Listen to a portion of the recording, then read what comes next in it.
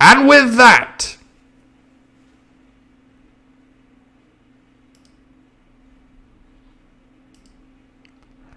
Chapter 19. Narrative resumed by Jim Hawkins. The Garrison in the Stockade.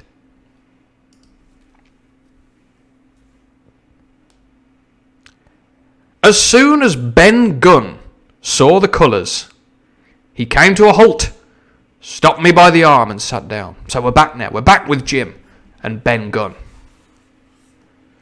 Sorry, I'm just moving the book across there. I don't know if that came up. Sorry, by the way, last time I said chapter 17, it was actually chapter 18. No one's perfect. Now, I forgot Ben Gunn's voice. Now, said he. There's your friends, sure enough. Far more likely it's the mutineers, I answered. That? He cried. Why, in a place like this, where nobody puts in but gentlemen of fortune, Silver and Fly the Jolly Roger. You don't make no doubt of that. So, he's not going to be flying the British colours. He'll be flying a big skull on a black background. Big white skull on a black background. Now, that's your friends. There's been blows too, fight him, and I reckon your friends has had the best of it. And here they are ashore in the old Stockade, as was mine years ago. No, years and years ago. Be specific, by Flint. He was the man to have a headpiece was Flint. Oh, what? Barring rum, his match were never seen. He were afraid of none, not he, only Silver. Silver was that genteel. And this next bit, Jim I think he did this before, it sounds like he's quite eager to just move things along. Well, said I, that may be so, and so be it. All the more reason that I should hurry on and join me friends. So I'll see you. Nay, mate, returned Ben. Not you. You're a good boy, or I'm mistook. But you're only a boy, all told. Now, Ben Gunn is fly. Rum wouldn't bring me there where you're going. Not rum wouldn't, till I see your born gentleman and gets it on his word of honour. It's getting a bit out of control, this voice. And you won't forget my words. A precious sight. That's what you'll say. A precious sight more confidence. And then nips him. And he pinched me the third time with the same air of cleverness.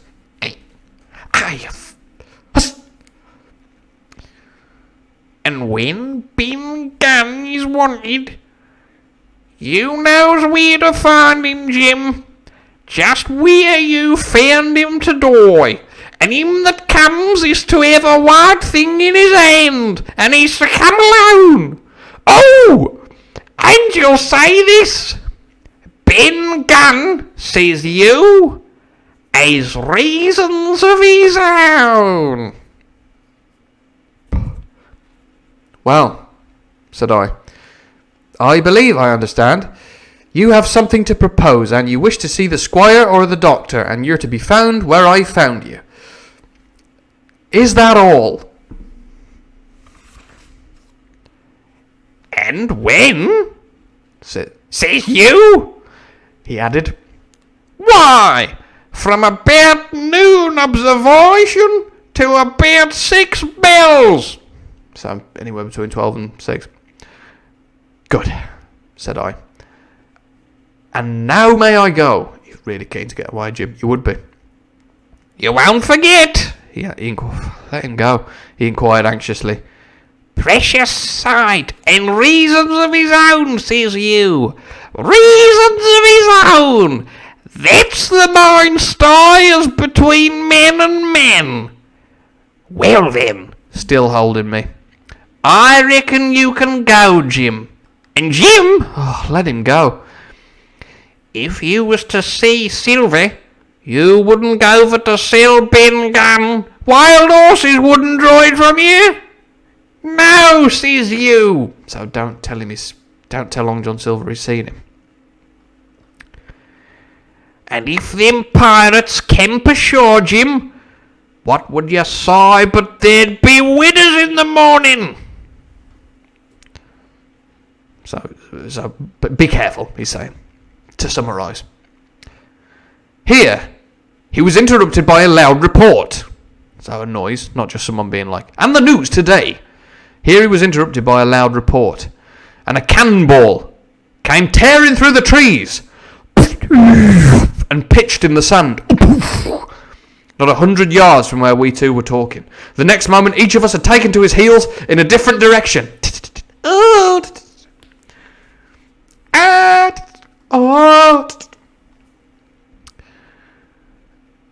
The next moment, each of us had taken to his heels in a different direction. For a good hour to come, frequent reports shook the island. And balls kept crashing through the woods. Cannonballs. I moved from hiding place to hiding place, always pursued, or so it seemed to me, by these terrifying missiles. Sand. Sandcastles. Buckets and spades.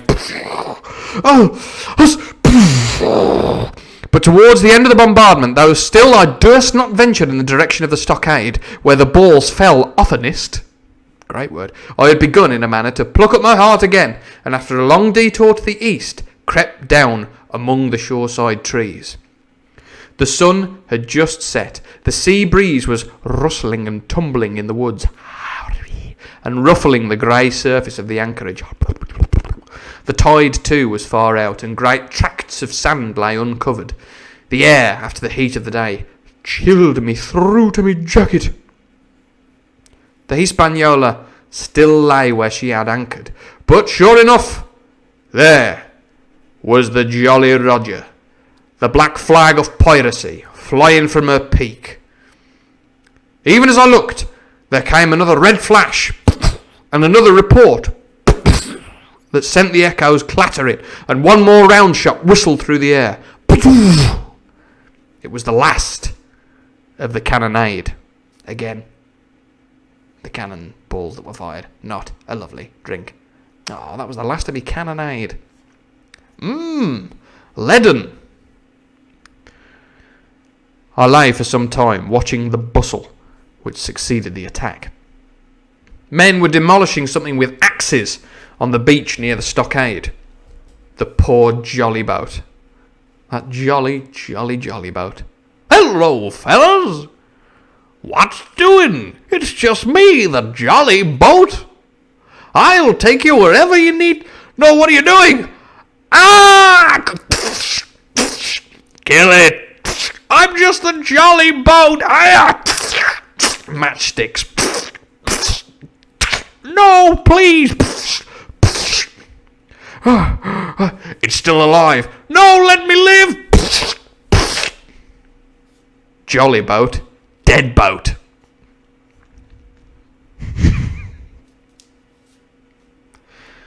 The poor jolly boat, I afterwards discovered. Away near the mouth of the river, a great fire was glowing among the trees, and between that point and the ship, one of the gigs kept coming and going. The men, whom I had seen so gloomy, shouting at the oars like children, but there was a sound in their voices which suggested rum. So they're all pissed up. At length, I thought I might return towards the stockade. I was pretty far down on the low, sandy spit that encloses the anchorage to the east, and is joined at half water to Skeleton Island. And now, as I rose to my feet, I saw some distance further down the spit, and rising from among low bushes, an isolated rock, pretty high and peculiarly white in colour. It occurred to me that this might be the white rock of which Ben Gunn had spoken, and that some day or other a boat might be wanted, and I should know where to look for one. Should have gone with the hot cross bun beer. Yeah, absolutely, Bulberon. I hope you're all drinking a Treasure Island. Recipe for how to make that on the YouTube channel. Which I've popped a little button down below. So you can click on that. And catch up with everything if you missed anything. And I've put some sort of clips and highlights on there. So enjoy those. I'm not saying you must. Enjoy those. You will enjoy them. You might not enjoy them. You might not like them. It's up to you. It's a free country. It's art. The freedom of art. Anyway. Been a long day. The mirror smashed. Then, I skirted among the woods until I had regained the rear, or shoreward side, of the stockade, and soon warmly welcomed by the faithful party. So that's where we got to, where Dr. Livesey was saying. And then Jim Hawkins arrived. I had soon told my story, and began to look about me. The log house was made of unsquared trunks of pine, roof, walls and floor. The latter stood in several places as much as a foot or a foot and a half above the surface of the sand. There was a porch at the door, and under this porch the little spring welled up into an artificial basin of a rather odd kind. No other than a great ship's kettle of iron, with the bottom knocked out, and sunk to her bearings, as the captain said, among the sand. So that's odd. So there's like a little kettle embedded in the ground. There's water coming out of it. Little had been left beside the framework of the house, but in one corner there was a stone slab laid down by way of a hearth, and an old rusty iron basket, I should say, to contain the fire. The slopes of the knoll and all the inside of the stockade had been cleared of timber to build the house, and we could see by the stumps what a fine and lofty grove had been destroyed. Most of the soil had been washed away or buried in drift after the removal of the trees. Only where the streamlet ran down from the kettle, a thick bed of moss and some ferns and little creeping bushes were still green among the sand. Very close around the stockade, too close for defence, they said, the wood still flourished high and dense, all of fir on the land side. Fir is fear, F-I-R, fir trees on the land side, but towards the sea, with a large admixture of live oaks. The cold evening breeze, of which I have spoken, whistled through every chink of the rude building.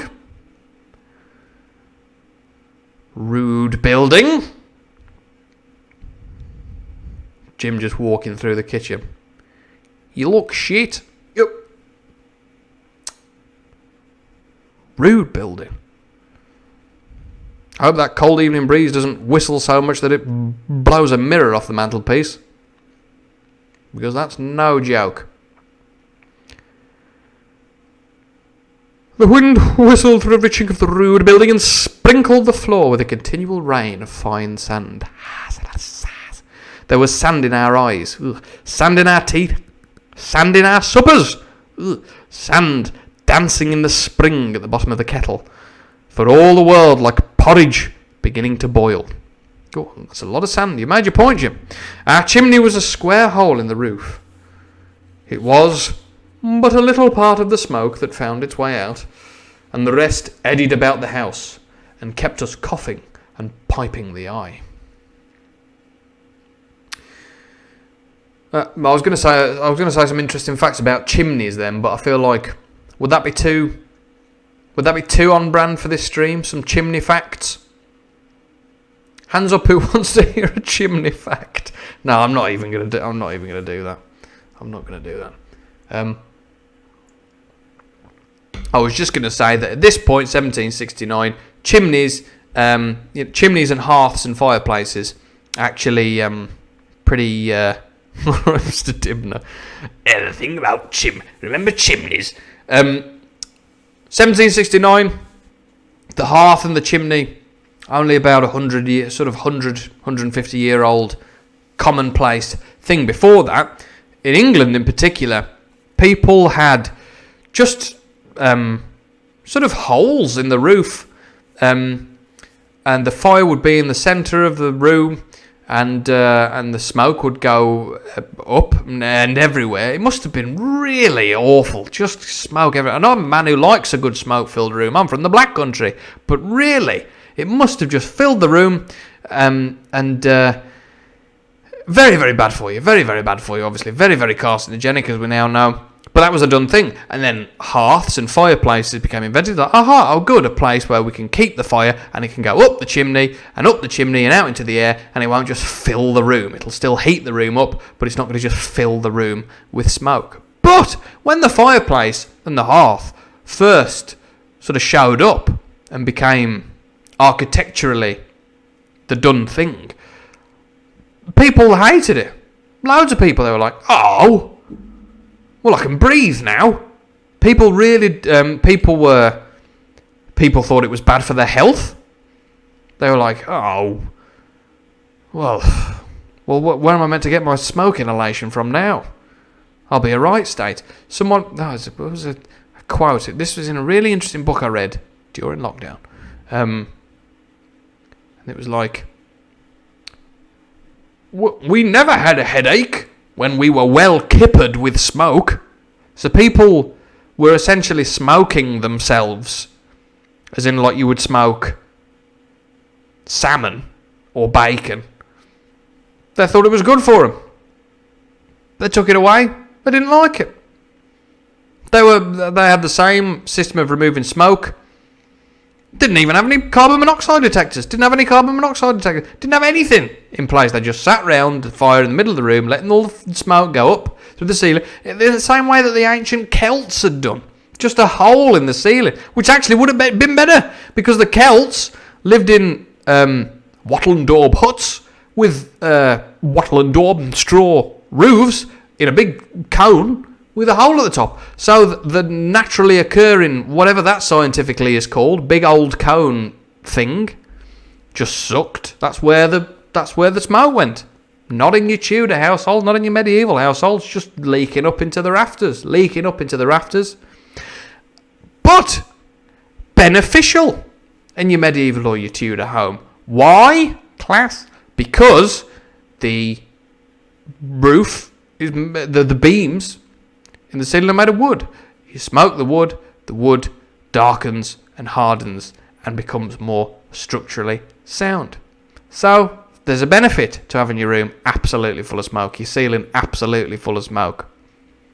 But it can't have been good for you. It cannot have been good for you. Hope this makes its way back around to those dog whistling nostalgia Twitter and Facebook pages. And he's like, yeah, me too. You can't even not breathe in your own house anymore. It's the BBC media. And then it's that, and then it's, I don't know, a VE Day conga line? I don't know. I say I don't know. I do know, because that dog whistling nostalgia page is, if I log onto Facebook, that is mostly what I'm seeing. Benny's lot. You can't even keep your own crossbow in the house anymore. It's the left-wing media. I can't even pouch hairs on me master's land.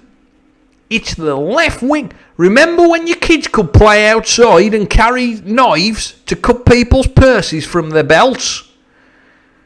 That it's all iPads now. They're all on iPads. And then it's just that somehow linked to all lives matter somehow. That, I tell you, that is it. Makes me sick.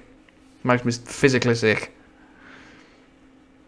You can't even go to war with France anymore without the BBC media left wing, with all the power, even though the right wing's in government and literally in charge, and we voted to leave the European Union. The left wing media is gonna kill us all.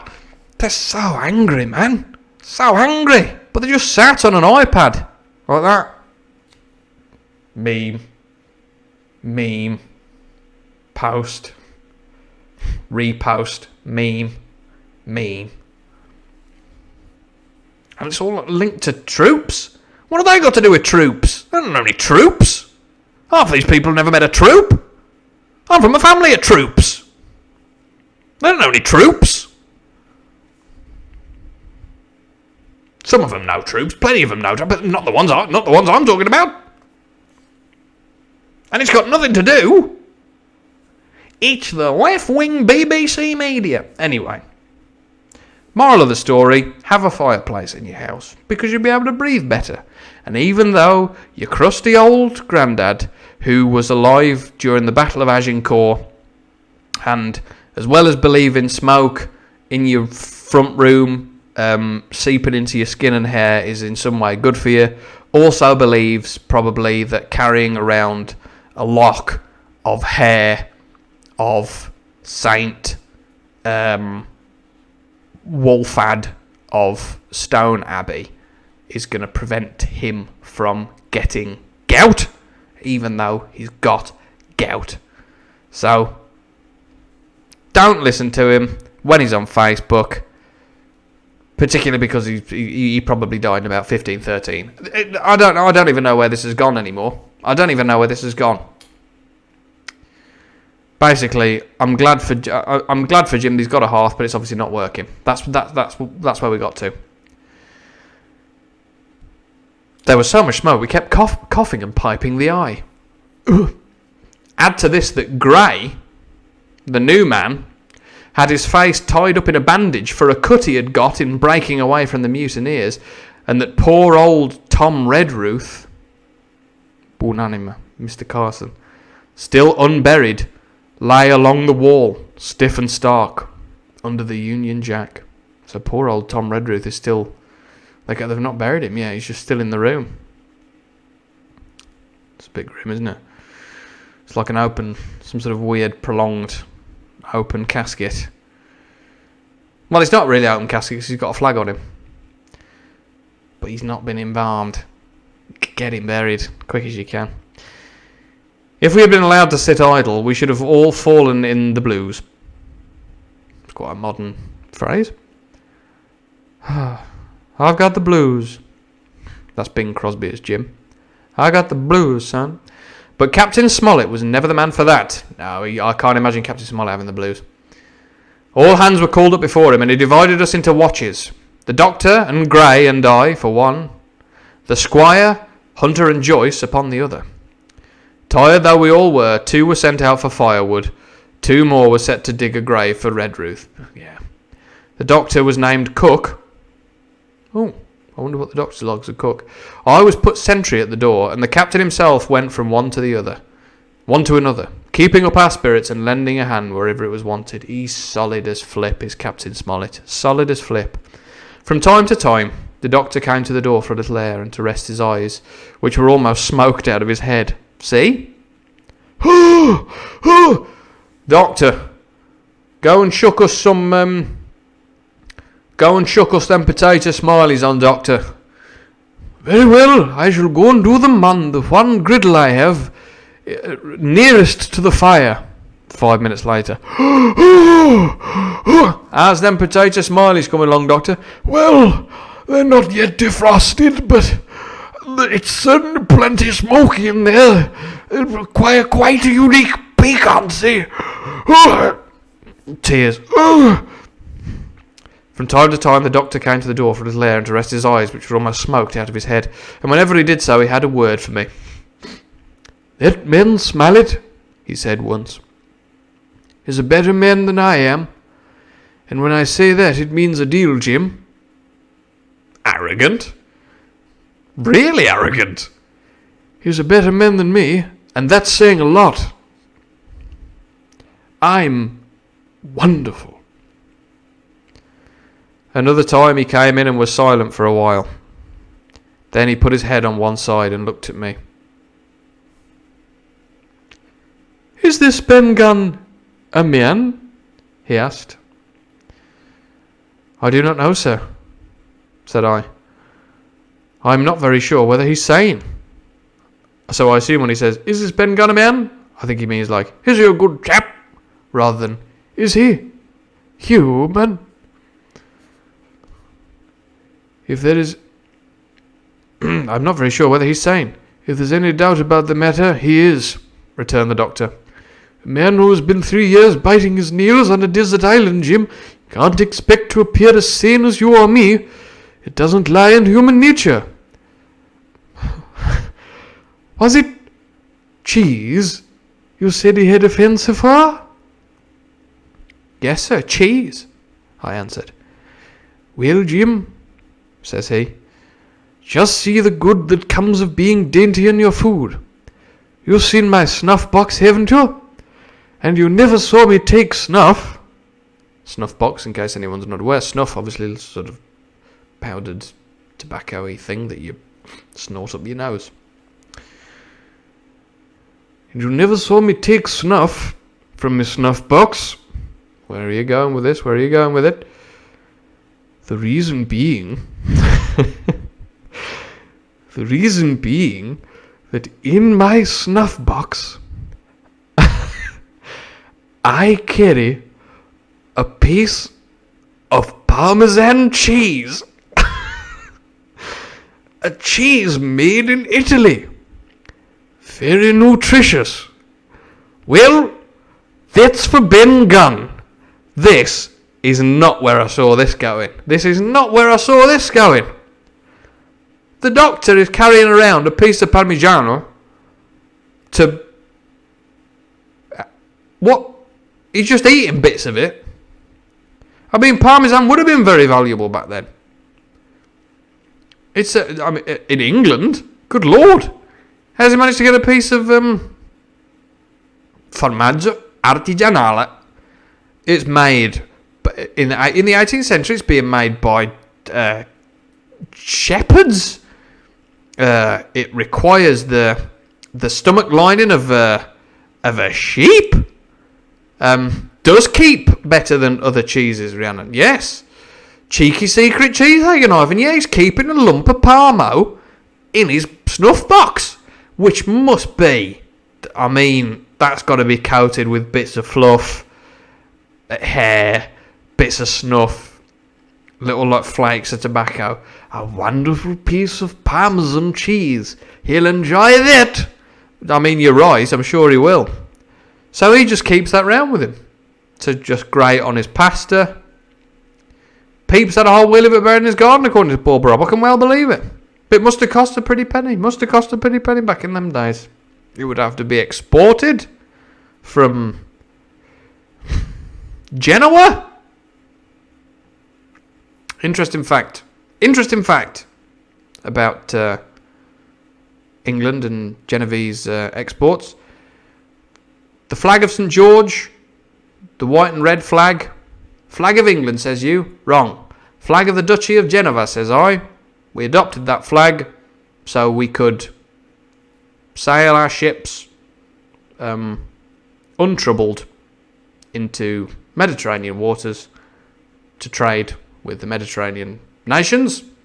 That flag, the flag of St. George, the flag of San Giorgio, was the flag of the Duchy of Genoa, one of the more powerful trading states in the Mediterranean at the time.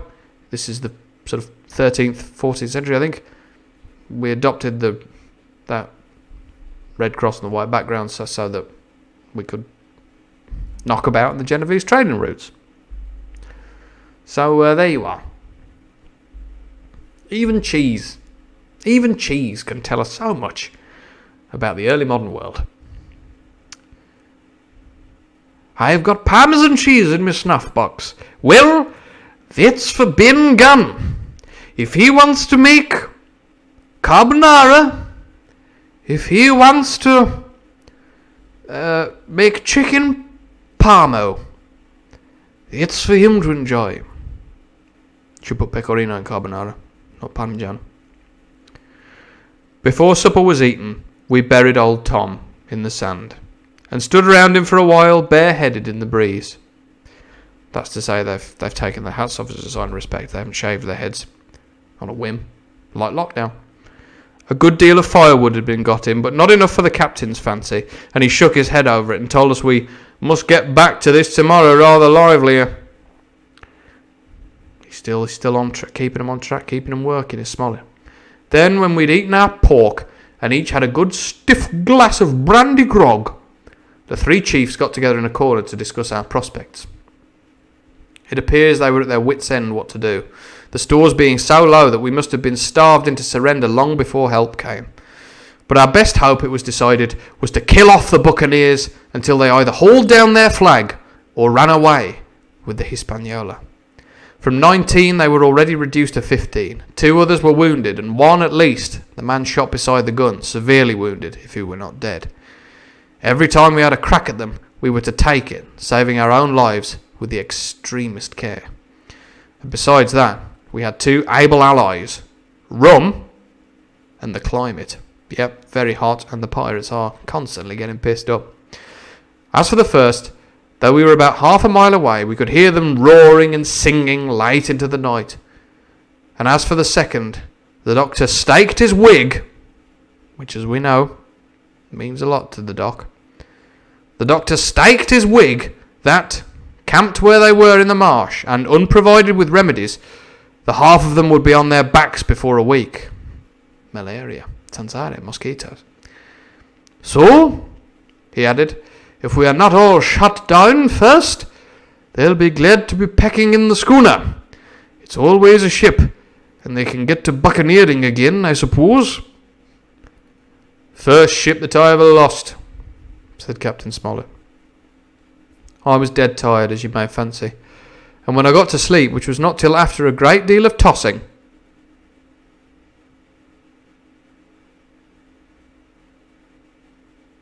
I slept like a log of wood. Just say log, Jim, just say log.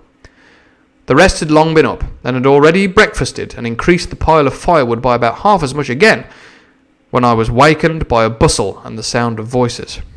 I bet he has another cheese stash under his wig. Definitely, Lockdown Ginger. The doctor's just got he's got parmesan, pecorino, gorgonzola, provolone, just all over him. I keep some fine raclette in me wallet.